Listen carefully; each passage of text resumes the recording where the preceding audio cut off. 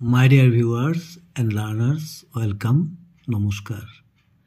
আজিৰ ভিডিঅ'ত class 3 English book Blossom 1 lesson 3 Kanaklata এৰেব ওমেন ইয়াৰ আগৰ ভিডিঅ'ত 8 নং এক্টিভিটিজ লৈকে বুজাই দিয়া হৈছিল ইয়াত আমি 9A পেজ নং 62 9A দিছে draw our national flag in the box and color it কি কৈছে ইয়াত এই বক্সটোত আমাৰ ৰাষ্ট্ৰীয় পতাকাখন তিৰংগাখন ইয়াত অংকন কৰিব লাগে আৰু কালাৰ কৰিব লাগে মৰমৰ ছাত্ৰ ছাত্ৰীসকল তোমালোকে জানা কিদৰে কালাৰ কৰিব লাগে স্যাফ্ৰন গ্ৰীন আৰু হোৱাইট নহয় জানো তোমালোকে নিজে কৰিবাচোন এতিয়া আমি পিছৰ প্ৰশ্নলৈ প্ৰশ্নটো দিছে Now write 3 sentences flag মানে আমাৰ ৰাষ্ট্ৰীয় পতাকাৰ বিষয়ে আমাৰ যেটো ৰাষ্ট্ৰীয় ফ্ল্যাগ আছে এই ফ্ল্যাগৰ বিষয়ে আমি যিকোনো তিনটা বাক্য বা সেন্টেন্স লিখিব লাগে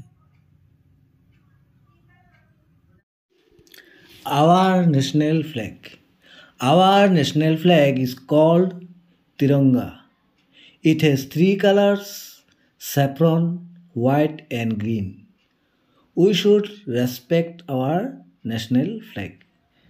মই আকোবাৰ পঢ়ি দিছো our national flag is called Tiranga. It has 3 colors, saffron, white and green. We should respect our national flag.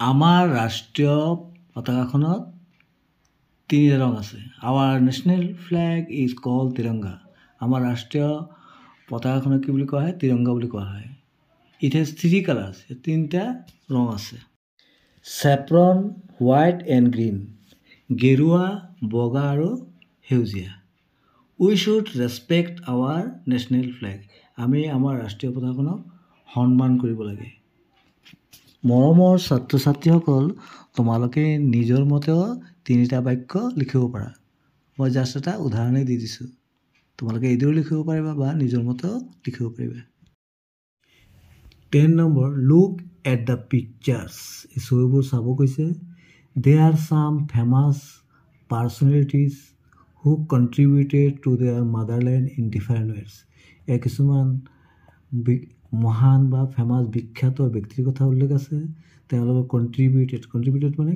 কি অবদান আগবঢ়াইছিল মাতৃভূমিৰ কাৰণে work with your friend and try to ফলৰ নামবিলাক আমি বিচাৰি লিখিব গৈছে you can take help from the names given in the box below তলত কিছুমান নাম দিছে তাৰ পৰা আমি সহায় ল'ব পাৰো your teacher will help you তোমালোকৰ শিক্ষকে ইয়াত সহায় কৰিব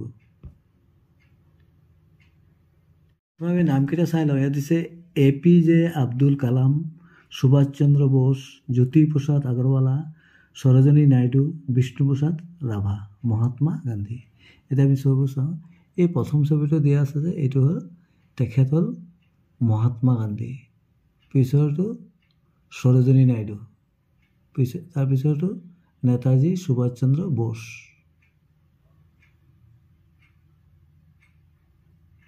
এতিয়া হয় ইয়াৰ প্ৰথমটো হ'ল জ্যোতি প্ৰসাদ আগৰৱালা পিছৰটো 2 নম্বৰটো APJ আব্দুল কালাম আৰু শেষৰটো বিষ্ণু প্ৰসাদ ৰাভা এতিয়া তেওঁলোকৰ বিষয়ে কিছু কথা আমি জানি লওঁ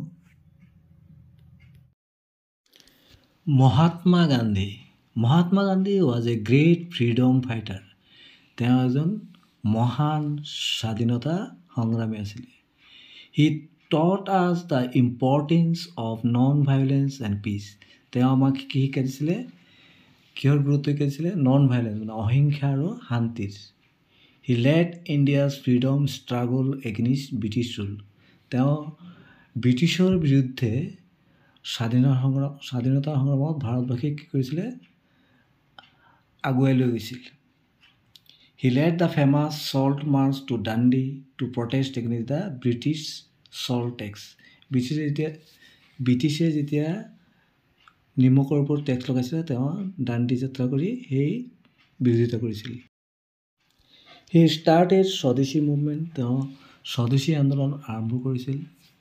হি led the Quit India movement, তেওঁ ভাৰত ত্যাগ আন্দোলনত অংশগ্ৰহণ কৰিছিল আৰু আগুৱাই লৈ গৈছিল। সেইদৰে আমাৰ ভাৰতবৰ্ষৰ স্বাধীনতা হ'ল। এখেত হ'ল Sarojini Naidu. Sarojini Naidu was a brave freedom fighter, তেওঁ এগৰাকী সাহসী স্বাধীনতা যোদ্ধা আছিল। She wrote inspiring poems that motivated people to join freedom struggle, তেওঁ কি কৰিছিলে, কিছুমান কবিতা লিখিছিলে, মানুহক উৎসাহ যোগাইছিলে স্বাধীনতা সংগ্ৰামত যোগদান কৰাৰ বাবে। তেওঁ নিজে কিছুমান কবিতা সাজি লিখিছিল, যিবিলাক কবিতা পঢ়ি মানুহে উৎসাহ পাইছিলে আৰু স্বাধীনতা সংগ্ৰামত জঁপিয়াই পৰিছিল।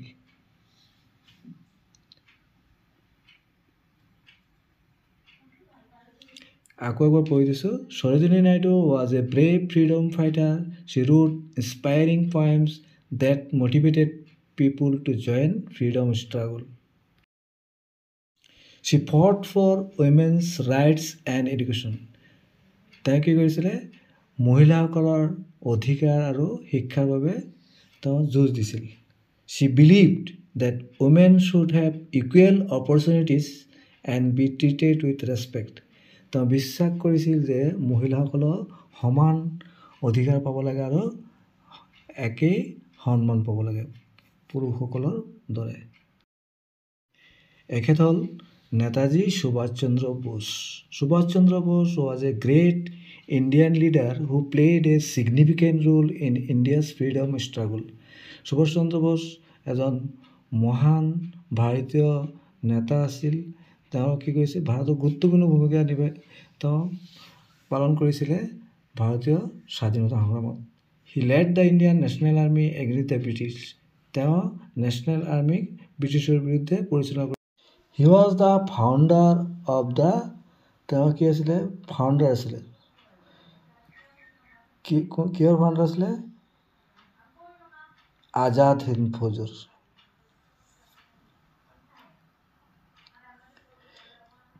He was an inspiring leader who motivated many Indians to join the freedom struggle. তেওঁ এজন এনেধৰণৰ নেতা আছিলে যিজনক চাই মানুহে ইনস্পাইৰেশ্যন পাইছিলে, মানে উৎসাহ পাইছিলে আৰু মটিভেটেড হৈ ভাৰতীয় স্বাধীনতা সংগ্ৰামত জঁপিয়াই পৰিছিল। তেওঁৰ নেতৃত্বত বহুতো মানুহ ভাৰতক ব্ৰিটিছৰ পৰা মুক্ত কৰিবলৈ আগুৱাই আহিছিল। এওঁ হ'ল মহান doctor A P J Abdul Kalam. Doctor A P J Abdul Kalam was a great scientist and the 11th president of India. Doctor A P J Abdul Kalam কি আছিল, তেওঁ এজন মহান বিজ্ঞানী আছিল আৰু ভাৰতৰ 11তম ৰাষ্ট্ৰপতি হৈছিল। তেওঁ 11তম ৰাষ্ট্ৰপতি হৈছিল। He tried to make India powerful, তেওঁ ভাৰতবৰ্ষক পাৱাৰফুল মানে শক্তিশালীলৈ ৰূপান্তৰিত কৰিবলৈ চেষ্টা কৰিছিল। He made rockets and missiles, so people called him Missile Man of India. তেওঁ ভাৰতবৰ্ষৰ কাৰণে বহুতো ৰকেটছ আৰু মিছাইল নিৰ্মাণ কৰি লৈছিল, সেইকাৰণে তেওঁক মিছাইল মেন বুলিও কোৱা হয়। ভাৰতৰ মিছাইল মেন অফ ইণ্ডিয়া বুলি কোৱা হয়। এওঁ হ'ল জ্যোতিপ্ৰসাদ আগৰৱালাদেৱ। Jyotiprasad Agarwala was a famous writer, poet and film maker of Assam. Jyotiprasad Agarwala অসমৰ কি আছিলে, তেওঁ এজন লিখক, কবি আৰু ফিল্ম মেকাৰ, বোলছবি নিৰ্মাতা। He loved his country and worked for India's freedom. He wrote beautiful poems, songs and plays in Assamese. তেওঁ অসমীয়াত কিছুমান ধুনীয়া কবিতা, গান আৰু নাটকো লিখিছিল। He made the first Assamese movie called Joymoti. তেওঁ অসমৰ প্ৰথম বোলছবি জয়মতী নিৰ্মাণ কৰি লৈছিল। মৰমৰ ছাত্ৰ ছাত্ৰীসকল, মই ইয়াত চমুকৈহে কৈছোঁ, তোমালোকে ডাঙৰ হৈ আৰু তেখেতৰ বিষয়ে জানিব পাৰিবা। তেওঁ হ'ল বিষ্ণুপ্ৰসাদ ৰাভাদেৱ। Bishnuprasad Rabha was a great freedom fighter, artist, dancer, and singer of Assam. তেওঁ একাধাৰে কি আছিলে? তেওঁ এজন মুক্তিযোদ্ধা, তেওঁ এজন চিত্ৰশিল্পী, তেওঁ এজন নৃত্যশিল্পী, তেওঁ আছিলে গায়ককাৰ, মানে সকলোৱেই তেওঁ মানে সকলোতেই পাৰদৰ্শী আছিল। He wrote poems and songs to inspire others. তেওঁ কবিতা আৰু গান লিখিছে, আনক কি কৰিছিলে? ইনস্পায়াৰ কৰিছিলে, উৎসাহিত কৰিছিলে।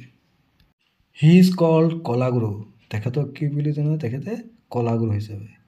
হি হেল্পড পুৱাৰ পিপুল এণ্ড ৱৰ্ক ফৰ জাষ্টিছ। তেওঁ দুখীয়াসকলক সহায় কৰিছিল আৰু ন্যায় দিছিল। আমি যে ৰাভা দিৱস পালন কৰোঁ তেখেতৰ মৃত্যু দিৱসত। মৰমৰ ছাত্ৰ ছাত্ৰীসকল, মই অতি চমুকে তেখেতৰ বিষয়ে ক'লোঁ। তোমালোকে ডাঙৰ হ'লে বহুতো জানিব পাৰিবা। ভিডিঅ'টো চোৱাৰ বাবে সকলোলৈ ধন্যবাদ থাকিল। Thank you so' much.